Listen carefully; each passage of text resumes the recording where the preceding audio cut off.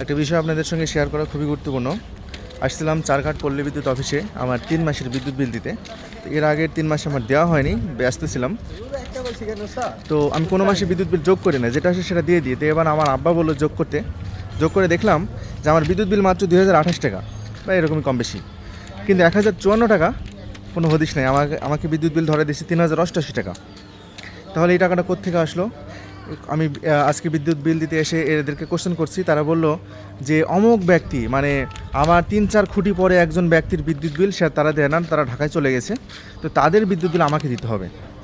এটা কোন ধরনের ব্যাখ্যা? আদৌ এর কোনো ব্যাখ্যা আছে কিনা, নিয়ম শৃঙ্খলা আছে কিনা আমার জানা নাই। অন্য মানুষের বিদ্যুৎ বিল আমাকে দিবে কেন? তো আমি বললাম এটার কোনো কারণ আছে কিনা বা নিয়ম আছে কিনা। তারা বলছে যে কান টানে মাথা আসে। তো তারা আমার তো আত্মীয়ই না, আমার 2 আপন ভাই হলে সেটা আলাদা বিষয় ছিল। তা আপনারা জানা থাকলে অবশ্যই জানবেন। এবং যে উদ্দেশ্যে ভিডিওটা করা,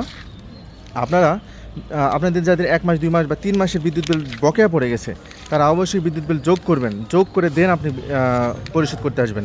আর অবশ্যই বিকাশে পরিশোধ করবেন না 3 মাসের বিল একসাথে, কারণ যে যোগের টাকাটা ওইটা গেলে আপনি আর কখনোই ফেরত পাবেন না। এদের ব্যাখ্যাতে আমি সন্তুষ্ট না, তাই আপনাদের সচেতন করার জন্য আমি জাস্ট ভিডিওটা বলছি। এই যে দেখুন, এখন আমার যোগ করে দেখাচ্ছে 2028 টাকা। এই যে সব কিছুর হিসাব নিকাশ এখানে আছে।